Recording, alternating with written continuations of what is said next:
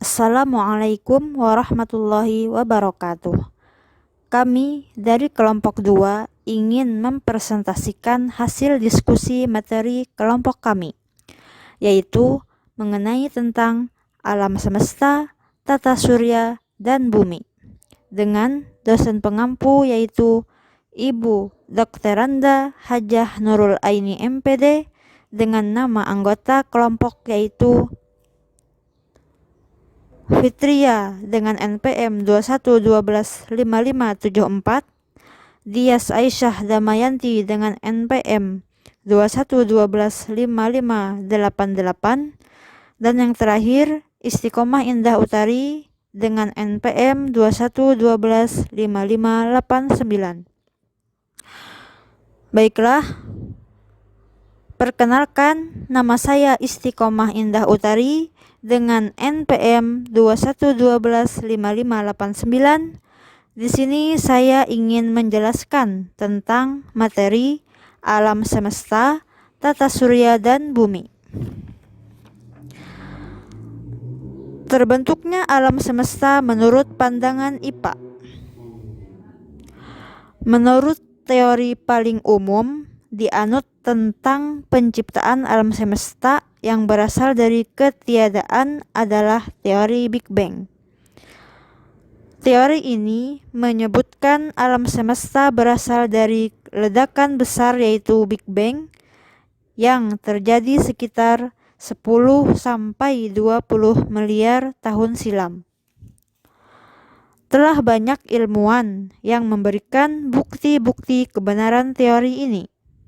Salah satunya dibuktikan seorang astronomi Amerika Serikat yaitu Edwin Hubble pada tahun 1925. Teori keadaan tetap dirumuskan oleh H. Bondi, T. Gould, dan F. Hawley pada tahun 1948. Menurut mereka, alam semesta ini tidak memiliki awal dan tidak memiliki akhir. Teori osilasi meyakini nanti akan ada gravitasi yang menyedot kembali semua galaksi yang telah ekspansi. Teori nebula dinyatakan oleh Virlevles bahwa awan gas dan debu yang berputar secara perlahan akan menjadi padu akibat gravitasi. Berdasarkan ilmu pengetahuan sains yang juga mengatakan bahwa alam semesta bersifat baru, jadi terdapat dua kemungkinan, yaitu alam semesta sendiri telah menciptakan dirinya sendiri, atau zat lain di luar dari alam semesta yang telah menciptakannya. Teori-teori terbentuknya tata surya. Yang pertama, teori kabut atau nebula. Teori nebula pertama kali dicetuskan oleh seorang filsuf, Immanuel Kant, dalam bukunya yang berjudul The Universal Natural History and Theories of the Heaven pada tahun 1755. Kant menyampaikan bahwa kabut serta gas terdapat di angkasa berputar secara lambat sehingga akhirnya membentuk cakram yang datar dan memiliki inti massa. Yang kedua, teori awan debu. Teori awan debu tidak jauh berbeda dengan teori nebula. Teori awan debu yang dicetuskan oleh Carl Friedrich von Weizsäcker mengasumsikan bahwa tata surya terbentuk dari kumpulan gas dan debu, sehingga akhirnya berputar menyerupai cakram dan bentuknya berubah menjadi planet. Dan yang terakhir, teori planetesimal, yaitu dicetuskan oleh Forrest R. Moulton dan Thomas G. Chamberlain pada tahun 1905. Teori ini menyampaikan bahwa matahari telah ada sejak awal. Lantas, ada sebuah bintang yang berukuran besar seperti matahari mengelilingi matahari karena gravitasi yang dimiliki oleh bintang tersebut. Partikel yang dimiliki matahari akhirnya ikut terseret keluar. Oke, sekian penjelasan materi dari saya. Materi selanjutnya akan dijelaskan oleh teman kelompok kami. Terima kasih.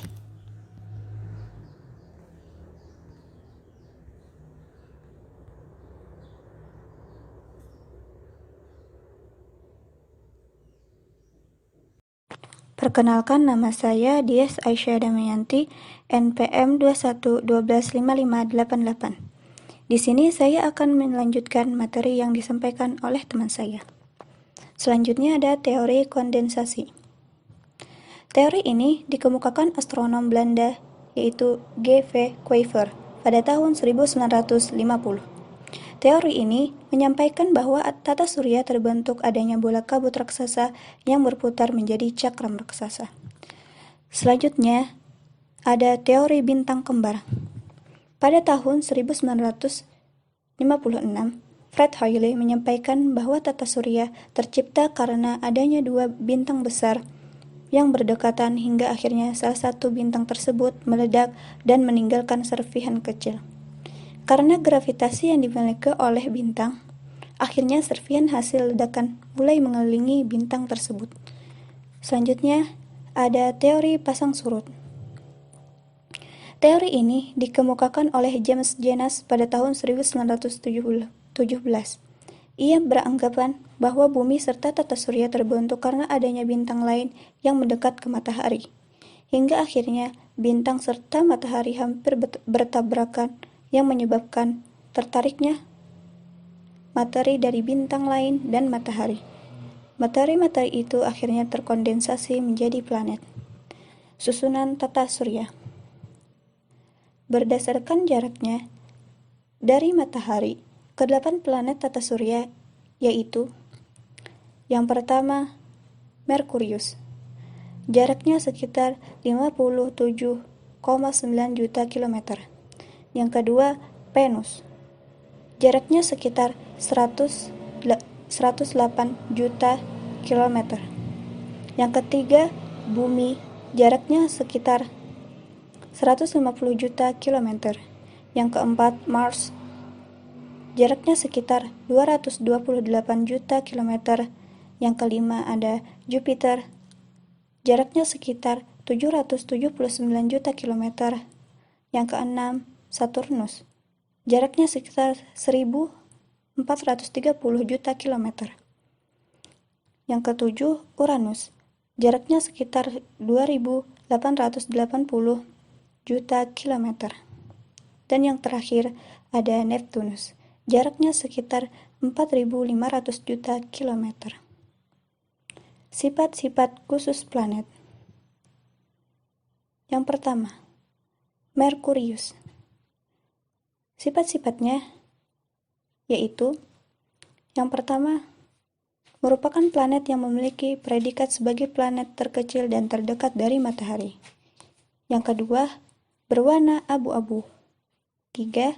Memiliki jarak 57,9 juta kilometer dari matahari. 4. Terdiri dari 70% logam dan 30% silikat.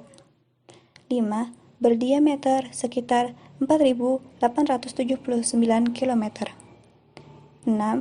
Bersuhu 430 derajat Celcius untuk bagian planet yang menghadap matahari dan min 180 derajat Celcius untuk yang membelakangi matahari. Kedua, Venus. Sifat-sifat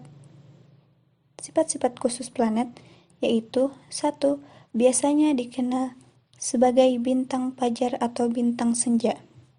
2. Berwarna putih kekuningan. 3. Memiliki jarak 100 8 juta kilometer dari matahari. 4. Memiliki diameter 6.052 km. 3. Bumi. Sifat-sifat khusus planet yaitu 1. Berwarna biru kehijauan. 2. Memiliki jarak diameter sebesar 12.742 km. 3. Memiliki satu buah satelit alami bernama Bulan. Yang keempat, planet Mars. Sifat-sifat khusus planet yaitu 1. Sering disebut sebagai planet merah karena memiliki permukaan yang berwarna kemerah-merahan. 2. Jarak antara Mars dan matahari adalah 227 juta kilometer. 3. Memiliki diameter sekitar 6.779 km. 4. Memiliki 2 satelit, yaitu Phobos dan Deimos. Sekian dari saya. Materi selanjutnya akan disampaikan oleh teman saya. Kelima, Jupiter. Ciri-ciri khusus yaitu merupakan planet terbesar di tata surya. Memiliki warna yang berlapis-lapis dengan kombinasi warna oranye dan putih. Memiliki jarak sejauh 778,55 juta kilometer dengan matahari. Berdiameter sekitar 14.890 km. Merupakan planet yang memiliki satelit terbanyak pada tata surya, yaitu sebanyak 67 satelit. Keenam, Saturnus. Ciri-ciri khususnya yaitu berwarna kuning pucat, memiliki cincin yang terbuat dari gumpalan-gumpalan es yang mengelilingi atmosfernya. Jarak planet Saturnus dan matahari adalah sejauh 1,4 miliar kilometer. Diameternya sebesar 116.463 km. Memiliki satelit sebanyak 56 satelit. Ketujuh, Uranus. Merupakan planet yang memiliki suhu terendah dan terdingin yaitu sekitar minus 224 derajat Celcius. Berwarna biru muda, memiliki cincin unik yang melingkari planet secara vertikal. Berdiameter sebesar 50.724 km. Memiliki satelit sebanyak 27 buah satelit. Yang ke-8, Neptunus. Berwarna biru, memiliki jarak sejauh 4,5 miliar kilometer dari matahari. Berdiameter sebesar 49.530 km. Dikelilingi oleh 8 buah satelit, diantaranya Triton, Nereid, dan Larissa. Lapisan bumi berserta fungsinya. Yang pertama, ada kerak bumi. Lapisan ini menjadi tempat tinggal bagi seluruh makhluk hidup. Yang kedua, selimut atau selubung. Lapisan ini berfungsi untuk melindungi inti bumi. Yang terakhir, inti bumi atau core. Lapisan ini berfungsi menghasilkan gaya gravitasi. Karena adanya gaya gravitasi, kita bisa berdiri dan menempel di bumi. Sekian penjelasan dari kelompok kami. Wassalamualaikum warahmatullahi wabarakatuh.